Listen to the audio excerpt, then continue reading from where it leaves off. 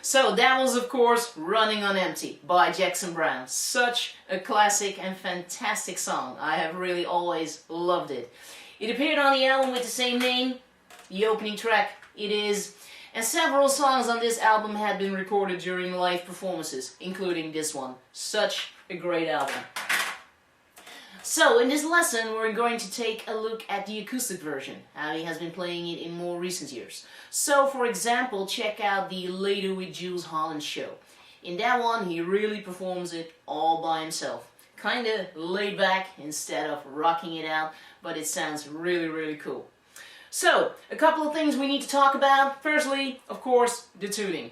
Your bottom string needs to be tuned down 2 whole steps to C. Then your 5th string, a whole step down from A to G. Then D, G, and B remain the same, standard tuning. And the top string, a whole step down to D.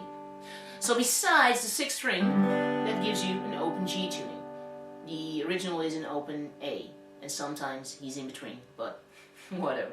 Then, the song has only like 4 chords. G is 1, C major 4, D major 5, and E minor 6. But there are 2 different chord shapes for C and D major, which I will show you in the lesson.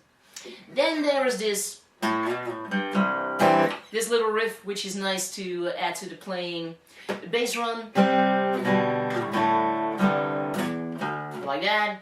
Then there are the syncopated chord changes, which happen throughout the whole song a lot. Like in the intro, there, and there. So that's like at the end of beat 1 and the end of beat 4, or like the bridge. Everyone I know there, everywhere I go. All on the end of beat 4.